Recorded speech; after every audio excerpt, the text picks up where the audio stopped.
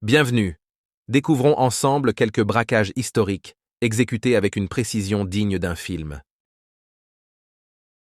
Le premier braquage nous emmène au cœur du Diamond District à Anvers, où en 2003, la School of Turin a orchestré un vol de diamants d'une précision chirurgicale.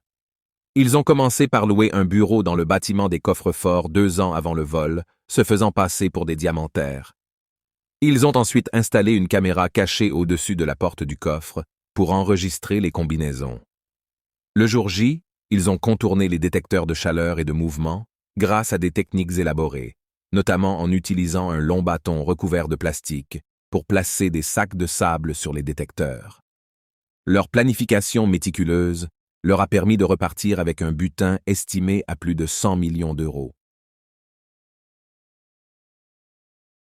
En 2005, le vol de la Banque centrale du Brésil à Fortaleza a étonné le monde entier. Les voleurs ont loué une maison près de la banque et ont prétendu être des jardiniers. Pendant 3 mois, ils ont creusé un tunnel de 78 mètres de long, soutenu par des poutres en bois et équipé d'éclairage et d'air conditionné. Ils ont synchronisé leur percée finale avec un week-end pour éviter la détection. En utilisant des chariots à roulettes, ils ont transporté 3,5 tonnes de billets, échappant à toute détection pendant plusieurs jours avant que le volume ne soit découvert. Le hold-up de la Northern Bank à Belfast en 2004 est devenu légendaire. Les braqueurs ont d'abord pris en otage les familles de 2 employés de la banque, les forçant à coopérer. Le lendemain, ces employés sont allés travailler comme d'habitude, mais à la fermeture, ils ont désactivé les alarmes et laissé entrer le reste du gang.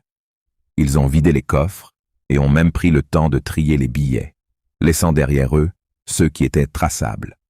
Avec un butin de 26,5 millions de livres sterling, ils ont quitté les lieux sans laisser de traces, utilisant des véhicules préparés à l'avance pour leur évasion. Le braquage de la bijouterie Harry Winston à Paris. À Paris, le 5 décembre 2008, 3 malfaiteurs armés, déguisés en femmes, s'introduisent dans la boutique de joaillerie de luxe Harry Winston, située avenue Montaigne.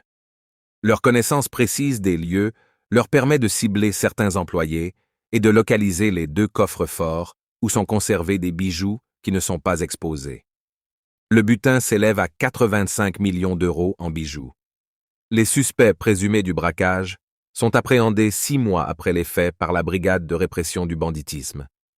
Lors des investigations, certains bijoux sont retrouvés dans un pavillon de la banlieue parisienne, tandis que le reste est découvert coulé dans le béton d'un égout de récupération des eaux pluviales. À ce jour, les accusés n'ont pas encore été jugés.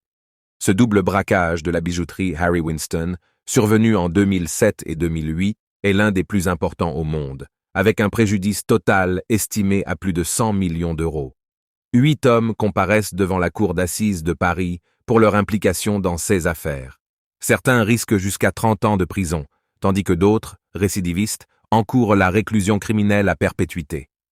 Les détails des 2 braquages sont saisissants. 6 octobre 2007. 4 malfaiteurs, vêtus de combinaisons de peintres et armés, s'introduisent dans la bijouterie Harry Winston, avenue Montaigne. Après avoir maîtrisé les employés, ils dérobent 120 montres et 360 pièces de joaillerie, d'une valeur estimée à plus de 32 millions d'euros. 4 décembre 2008, 4 hommes, dont 3 déguisés en femmes avec perruque, pénètrent dans la boutique par l'entrée principale.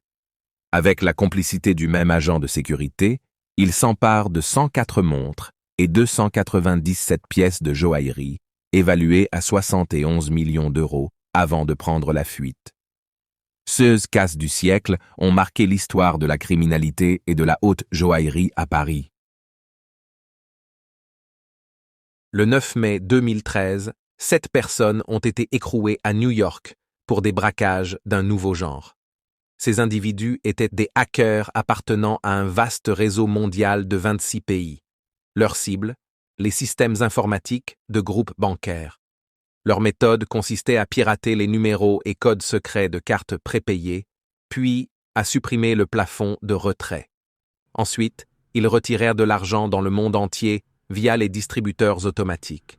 Grâce à cette technique, ils ont réussi à dérober près de 33 millions d'euros lors de 2 opérations distinctes.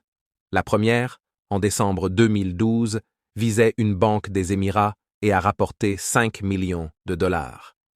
La seconde, contre une banque d'Oman, a permis de dérober 40 millions de dollars.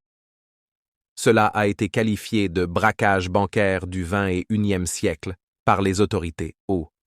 Les hackers ont agi avec une rapidité impressionnante, retirant de l'argent dans plusieurs villes à travers le monde.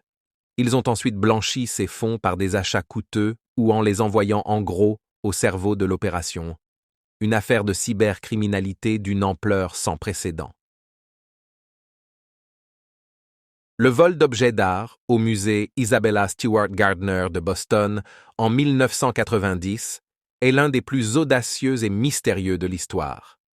2 hommes, déguisés en agents de police, ont réussi à convaincre les agents de sécurité de les laisser entrer dans le bâtiment avant de les neutraliser. Ils ont ensuite pris leur temps pendant 81 minutes pour choisir 12 œuvres d'art de grande valeur. Parmi ces trésors figuraient 3 tableaux de Rembrandt, un Vermeer, 3 dessins de Degas et un Manet. La valeur estimée du butin s'élevait à 218 millions d'euros. Cependant, ces tableaux n'ont jamais été retrouvés. En mars 2013, soit 23 ans après les faits, la police a annoncé avoir identifié les responsables du vol. Malheureusement, le délai de prescription empêche toute poursuite judiciaire.